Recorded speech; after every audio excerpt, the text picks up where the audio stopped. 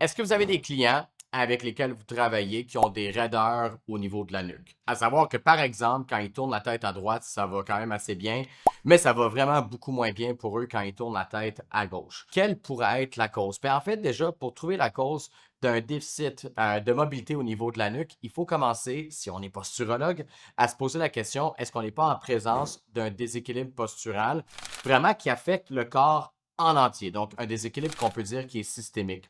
Et si c'est le cas, et puis c'est rare que ça ne l'est pas, pourquoi? Parce que c'est à peu près impossible de penser que les gens s'adaptent et qu'ils compensent juste au niveau de la nuque, mais que tout le reste serait vraiment extraordinairement bien fonctionnel et équilibré.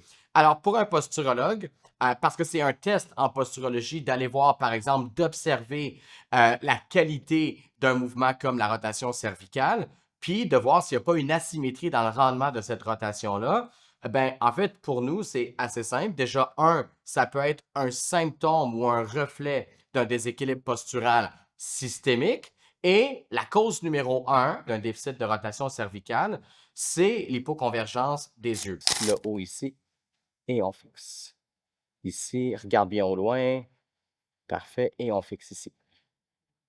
Excellent. Et on regarde au loin. Quand on a deux yeux qui ne sont pas capables de converger jusqu'à la racine du nez, comme il y a une relation intime entre les muscles des yeux et les muscles de la nuque, en fait, le corps reconnaît que de tourner la tête, ça peut être préjudiciable pour la survie. Pourquoi? Parce qu'on est câblé pour toujours voir ce qui se passe en avant de nous. À partir du moment où il y aurait un manque de coordination au niveau du mouvement des yeux, il y a des projections qui sont asymétrique sur les muscles de la nuque. On appelle ça la voie de l'oculocéphalogérie.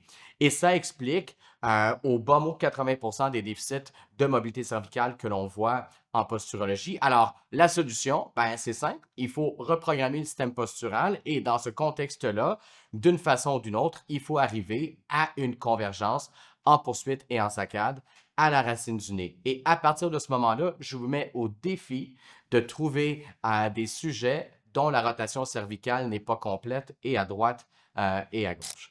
Alors, si tu veux en savoir plus sur ce qu'est la poursuite et puis la saccade, tu peux aller voir la vidéo juste ici.